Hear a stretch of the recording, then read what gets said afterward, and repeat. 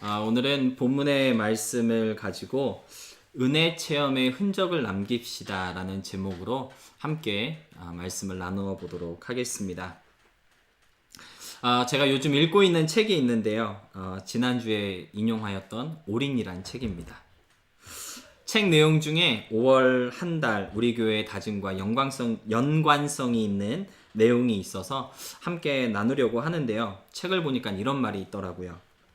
하나님의 은혜는 우리가 우리 자신을 위해 하지 못하는 것을 하나님께서 우리를 위해 해주시는 것이다. 사실 은혜가 무엇인지에 대한 각자의 생각과 의견이 다 다를 수 있습니다. 그런데 이 책을 쓴 마크 베터슨이라는 사람은 은혜를 이렇게 표현하고 있었습니다. 우리가 지금 우리 자신에게 해주고 싶은 것 무엇이 있을까요? 많은 것이 있겠죠. 특히나 자가격리 때문에 우리가 밖을 나가지 못한 지가 꽤 됐는데 머리도 하고 싶고 분위기 있는 곳에 가서 외식도 하고 싶고 요즘 집에서 자기 머리 자르는 게 유행이죠. 저도 제 머리를 제가 자르고 우리 서연이도 머리를 잘랐는데 아무튼 미용실에 가서 제대로 머리도 하고 싶고 분위기 있는 곳에 가서 외식도 하고 싶고 사람이 바글바글 거리는 곳에 가서 쇼핑도 하고 싶고 뭐 우리가 하고 싶은 것이 너무 많은 것 같습니다. 심지어 이제 4살밖에 되지 않은 우리 엘리도 아침마다 눈을 뜨면 우리 언제 놀이터 가느냐, 수영장 가고 싶다, 물놀이 하러 갈 수 없느냐 아침마다 보채고 있죠. 많은 것을 나에게 해주고 싶지만 그렇게 할 수 없는 것이 요즘 우리의 일상인 것 같습니다. 무엇보다 지금과 같이 이 팬데믹 상황으로 인해 우리가 많은 불편함을 느끼고 있는데요. 어떻게 보면은 팬데믹 이 상황을 극복할 능력이 우리에게 없기 때문에 이 코로나 바이러스를 이겨내는 것 자체가 하나님의 은혜가 필요한 일이라고 우리가 생각해 볼 수 있겠습니다. 그래서 이 사태가 빨리 지나가기를 우리는 하나님께 기도하고 있는 것이죠. 우리가 어떻게 할 수 없는 이 상황을 하나님께서 우리를 위해 해주시기를 원하며 그렇게 은혜를 구하고 있다는 것입니다. 이런 면에서 볼 때 은혜란 우리가 우리 자신을 위해 하지 못하는 것을 하나님께서 우리를 위해 해주시는 것이라고 말한 마크 베터슨의 그 정의가 딱 맞아떨어지는 것이다 라고 생각해 볼 수 있겠습니다. 특히나 우리의 구원과 관련해서는 더욱 그런 것 같아요. 죄 가운데 태어나 일평생 죄의 영향력 아래서 살아가고 있는 우리 모두는요, 사실 죄의 문제를 해결할 능력을 가지고 있지 않습니다. 우리가 우리 죄의 문제를 해결하지 못할 때 우리를 위해서 그 죄의 문제를 해결해 주신 것이 바로 하나님의 사랑이고요. 그래서 성경은 우리가 오직 하나님의 은혜로만 구원받을 수 있다고 말씀하고 있는 것이죠. 5월 한 달 은혜를 체험하는 교회가 되자는 다짐으로 우리가 벌써 30일을 살아왔는데요. 여러분이 할 수 없었는데 하나님께서 나를 해주신 그런 어떤 체험이 있으십니까? 오직 하나님의 은혜가 있었기 때문에 가능했던 그런 사건이나 그런 체험들 많이 하셨습니까? 어떤 찬양을 보니까요, 삶의 모든 순간이 다 주님의 은혜다라고 그렇게 찬양을 하고 있는데요. 삶의 모든 순간이 하나님의 은혜임을 우리가 알고는 있지만 그 은혜가 머리로만 믿어지는 은혜가 아니라 살에 와닿고 우리의 가슴을 따뜻하게 하는 그러한 순간들로 우리의 삶 속에 얼마나 충만했는지를 돌아보는 이 시간이 되었으면 좋겠습니다. 설교를 준비하면서 저도 곰곰이 생각해 봤습니다. 5월 한 달 내가 할 수 없었는데 하나님이 해주신 것이 무엇이 있을까? 이런 은혜가 있었습니다 라고 멋있게 고백하고 싶었는데 생각을 해보니까 그런 체험이 뭐가 있었는지 잘 생각이 나지 않더라고요. 사실 돌아보면 모든 것이 안정적이었고요. 그리고 여유로웠고 편안했고 부족함이 없었습니다. 말 그대로 모든 것이 다 하나님의 은혜였다라는 것이죠. 그런데 콕 집어서 정말 이런 게 내 살에 와닿았고 정말 이런 하나님의 역사가 나의 마음을 뜨겁게 했습니다. 이런 고백을 했어야 하는데 무엇이 있나? 영 생각이 나지 않고 고민이 되었다라는 것이죠. 은혜를 체험하는 일상을 분명히 살아왔고요. 또 우리가 기록하고 있는 기도표를 보면 날마다 새로운 감사의 이유를 분명히 주셨는데 왜 은혜에 흔적이 없을까? 고민이 안 될래야 안 될 수가 없었습니다. 목사인 나부터 뭔가 은혜 체험을 한 흔적이 있어서 그 흔적을 간증할 수 있어야 하는데 그러지 못한 삶을 산 것이 아닌가 조금 창피하기도 하고 또 한편으로는 속이 상하기도 했습니다. 이러한 불편한 마음이 제 마음 한구석에 있었는데요. 그러는 와중에 하나님께서 오늘 본문 말씀을 만나도록 인도해 주셨습니다. 본문 말씀은 저와 여러분이 너무 잘 알고 있는 노아의 이야기입니다. 본문 말씀을 읽을 때에 유독 제 마음에 울림을 주었던 말씀이 한 구절 있는데요. 바로 8절의 말씀입니다. 그러나 노아는 여호와께 은혜를 입었더라. 사실 노아의 삶이나 그의 업적은 수천 년이 지난 지금도 수많은 그리스도인들에게 좋은 믿음의 본이 되고 있습니다. 그런데 우리가 생각하고 기억하고 있는 노아와 관련된 모든 것들은요, 사실 하나님께서 노아에게 주신 은혜의 결과이고 흔적이라고 오늘 본문은 말씀하고 있는 것이죠. 보통 우리가 노아에 대해서 말할 때 그가 어떻게 방주를 만들고 어떻게 수천 종에 이르는 모든 동물들을 다 배에 실어서 멸망당하지 않도록 구원하였는지에 집중을 하게 됩니다. 물론 그 모든 일들이 아주 중요한 일이었고요. 믿음 없이는 할 수 없었던 사역이었습니다. 그런데 그 전에 하나님의 은혜가 있었음을 우리는 쉽게 잃어버리고 있는 것 같다는 것이죠. 다시 말해 우리가 알고 있는 노아와 관련된 모든 이야기들은요. 하나님의 은혜를 체험한 노아의 이야기이고요. 그가 남긴 믿음의 흔적들에 대한 이야기라는 것입니다. 그래서 저는 오늘 본문 말씀을 보면서 어떻게 하면 내가 받은 은혜의 흔적을 남길 수 있을까를 묵상할 수 있었습니다. 때에 따라 부어주시는 하나님의 그 귀한 은혜를 그때 그 순간만 체험하고 경험하고 끝나는 것이 아니라 어떻게 은혜의 흔적을 남김으로써 계속해서 많은 사람들과 나누고 또 믿음의 은혜의 영향력을 넓혀갈 수 있는지 본문에 나오는 노아의 이야기를 보면서 함께 생각해 보려고 합니다. 이 말씀을 통해 저와 여러분도 노아와 같이 은혜의 흔적을 삶 속에 남길 수 있음으로써요. 계속해서 은혜 체험의 은총을 누리며 살아갈 수 있기를 희망합니다. 그렇다면 어떻게 은혜 체험의 흔적을 남길 수 있을까요? 본문 22절의 말씀이 바로 그 해답입니다. 우리 22절의 말씀 함께 읽어보도록 하겠습니다. 시작. 노아가 그와 같이 하여 하나님이 자기에게 명하신 대로 다 준행하였더라. 어떻게 은혜의 흔적을 남길 수 있습니까? 바로 하나님께서 명하신 것을 다 준행함으로써 남길 수 있습니다. 오늘 본문으로 창세기 6장 5절로 8절과 22절 말씀을 읽었는데요. 사실 창세기 6장은요, 이런 형태로 구성되어 있습니다. 1절부터 7절은요, 왜 하나님께서 물 심판을 결정하셨는지에 대해 말씀하고 있고요. 8절부터 10절은 노아에 대한 소개, 그리고 11절로 21절은요, 방주와 관련된 내용들입니다. 그리고 맨 마지막 22절에 노아가 하나님이 명하신 대로 다 준행하였다라고 그렇게 끝맺음을 맺고 있는 것이죠. 보통 우리는 하나님의 은혜를 얘기할 때 모든 것이 하나님의 은혜였다라는 말로 끝을 맺고 싶어 합니다. 처음인 유학생활 첫 학기를 하나님의 은혜로 무사히 마칠 수 있었습니다. 그렇게 고백했었죠? 코로나로 인해 어수선한 분위기가 우리를 힘들게 했지만 그래도 하나님의 은혜로 함께 잘 무사히 이겨낼 수 있었습니다. 이런 고백하기를 원하잖아요. 맞죠? 하나님의 은혜가 함께 하셔서 이 힘들고 어려웠던 일들이 잘 해결되었습니다. 이렇게 맨 마지막에 하나님의 은혜를 거론하면서 모든 것이 하나님의 은혜였다라고 우리는 고백하기를 원합니다.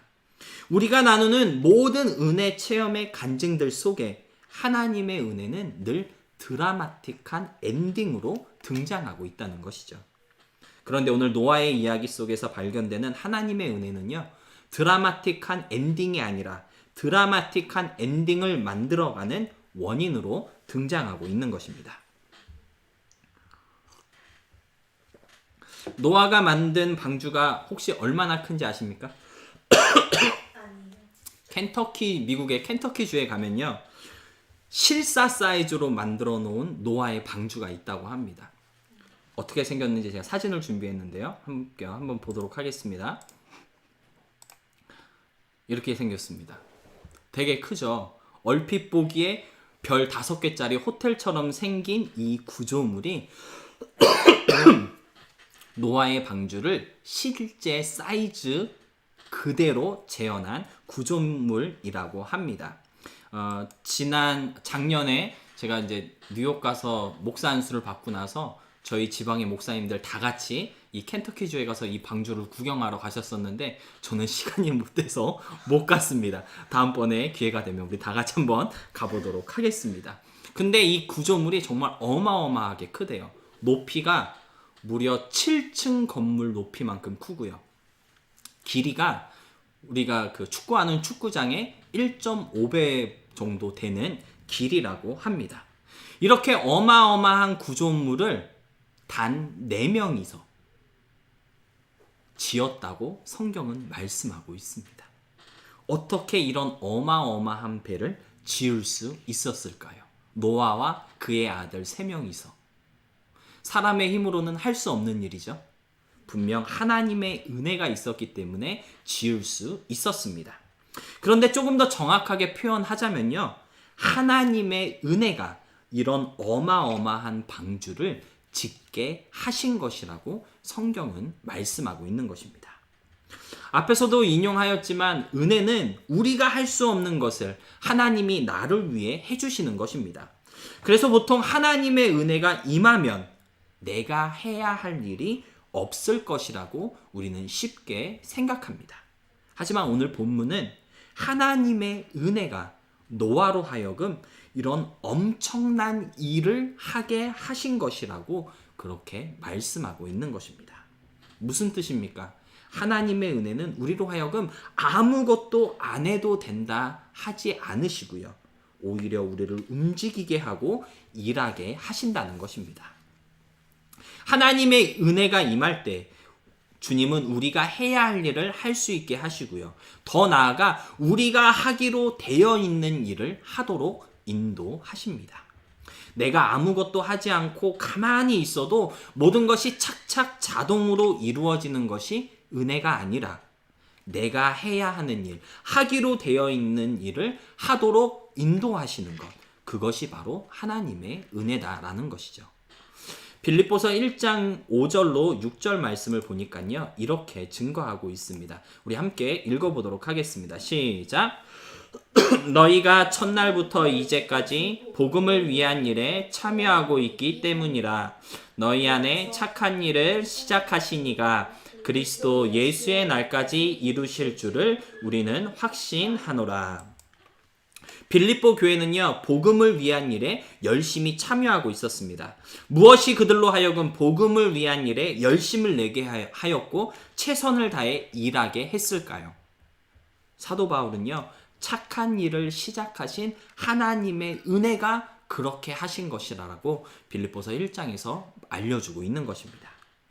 하나님의 은혜는요, 분명 우리가 받아 누리는 것이 맞습니다. 그런데 그 은혜는 우리로 하여금 일하게 하시는 은혜라는 것을 좀 기억하시고 움직이며 활동하게 하시는 은혜라는 것을 우리가 잊지 말아야 하겠습니다. 노아는 여호와께 은혜를 입었다라고 하는 본문 8절의 말씀은요, 자기에게 명한 대로 다 준행하였다라는 22절의 말씀이 있었기 때문에 성경에 기록될 수 있었다라는 것을 꼭 좀 명심할 수 있으시기를 부탁드립니다. 그런가 하면 은혜의 흔적을 남기기 위해서는요, 은혜는 시련과 고난으로 우리를 인도한다는 것도 알아야 합니다. 사진으로도 봤지만 이 어마어마한 방주를 성경에 따르면 노아는요, 약 100년의 시간 동안 만들었다고 그렇게 기록하고 있습니다. 뭐 어떤 분들은 120년이 걸렸다라고 그렇게 말씀하시는 분도 있는데 창세기 7장 6절이나 5장 32절, 6장 18절 말씀을 보면요. 방주 제작 기간이 길어야 100년, 적게는 뭐 한 70년에서 80년 정도 걸린 것을 알 수 있고요.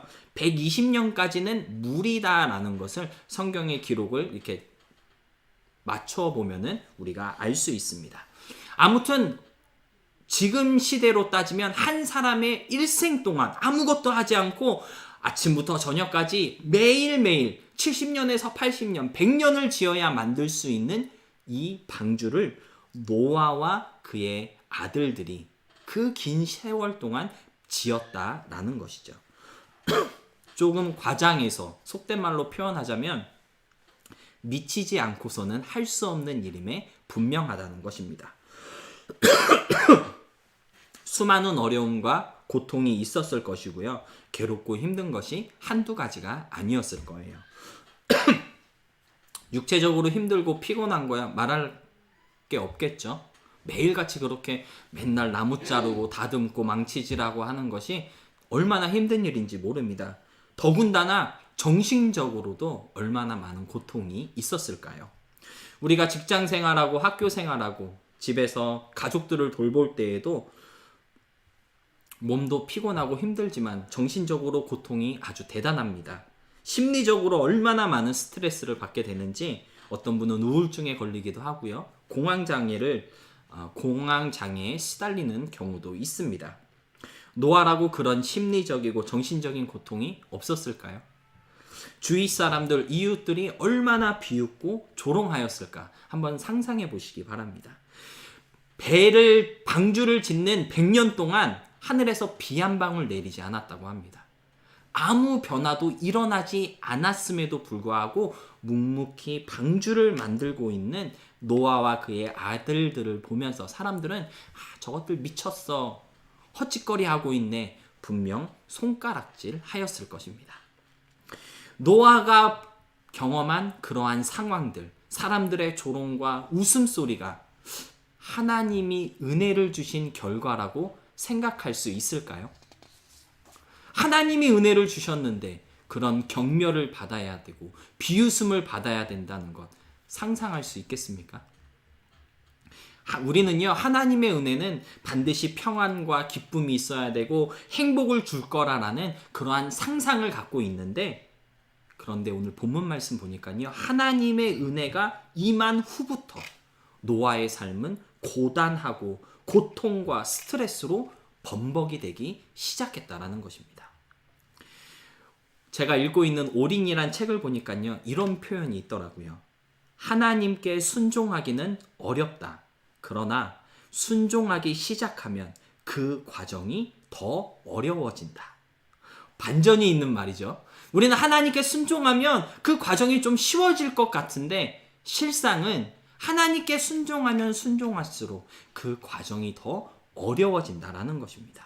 너무 아이러니하지 않습니까? 하나님께 순종하면 모든 것이 편안하고 안전해질 것이라고 기대하지만 실상은 더 어려워지고 힘들어진다는 것을 오늘 노아는 우리에게 보여주고 있는 것입니다. 그런데 성경을 찾아보니까요, 노아뿐만이 아니에요. 소위 말하는 복의 근원이라 말하는 아브라함도요, 하나님께 은혜를 받은 후부터 편안하고 안락했던 아버지의 집을 떠나 평생을 사막에서 나그네로 살아야 했다고 창세기는 말씀하고 있습니다. 너무나도 유명한 다윗은요, 이스라엘의 왕이 될 은혜를 받은 순간부터 사울의 눈을 피해서 도망 다녀야 했습니다. 사울이 죽이려고 다윗을 잡으러 다녔기 때문에 그렇습니다. 하나님의 은혜는요, 결코 쉽고 편안하며 안전하고 좋은 길로만 우리를 인도하시지 않는다라는 것을 우리는 깨달아야 합니다.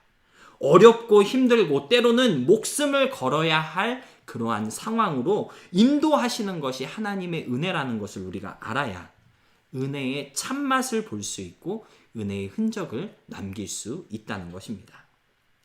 하나님의 은혜는 힘들고 어려운 상황으로 우리를 인도하신다라는 사실을 꼭 좀 기억하시기 바랍니다. 그것도 은혜의 한 부분이라는 것을 우리가 인정할 수 있어야 한다는 것이죠. 고난의 은혜를 인정하지 않기 때문에 더 깊은 은혜로 나아가기를 우리가 싫어하는 것이고요. 그 순간을 감당하지 않으려고 하기 때문에 은혜의 흔적을 남기지 않게 되는 것입니다. 빌립보서 1장 29절 말씀 보니까 이런 말씀이 있습니다. 우리 함께 읽어보도록 하겠습니다. 시작. 그리스도를 위하여 다만 그를 믿을 뿐 아니라 또한 그를 위하여 고난도 받게 하려 하심이니라. 이 말씀을 가슴에 좀 새길 수 있기를 소원합니다.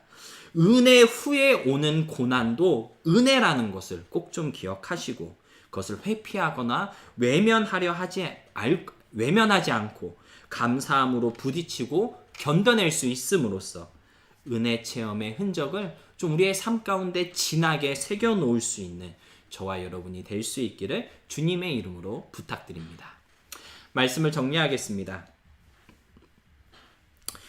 얼마 전에 이찬수 목사님, 한국의 분당우리교회 담임하시는 목사님 설교를 제가 즐겨 듣는데 이찬수 목사님 설교를 듣다 보니까 그런 말씀을 하시더라고요. 내가 오늘 살아 숨쉬는 것이 누군가에게 축복이 되게 살아가십시오. 너무 멋있는 말 아닙니까? 내가 오늘 살아 숨쉬는 것이 다른 사람에게 축복이 되도록 살아가야 합니다. 은혜의 흔적을 남기는 삶이란 이런 거 아닐까요? 내가 받은 은혜가 나에게만 머무는 것이 아니라 그 은혜가 흐르고 넘쳐서 은혜 받은 나를 통해 다른 누군가가 또 은혜 받게 되는 것. 그래서 내가 오늘 살아 숨쉬는 것이 누군가에게 축복이 되고 은혜가 되는 것. 그것이 바로 우리가 살아가야 할 은혜 체험한 성도들의 삶이라고 그렇게 묵상하는 귀한 시간을 가질 수 있었습니다. 물은 흐르지 않고 한 곳에 모여 있으면 썩는다고 하죠. 은혜도 마찬가지인 것 같습니다. 하나님께서 여러분에게 주신 은혜가 있다면 나에게만 고여있게 하지 마시고요. 좀 흐르고 퍼지게 하심으로써 계속해서 살아 역사하시는 하나님의 은혜가 여러분의 삶 가운데 그리고 우리의 삶 곳곳에서 차고 넘쳐날 수 있기를 주님의 이름으로 축복하며 소원합니다.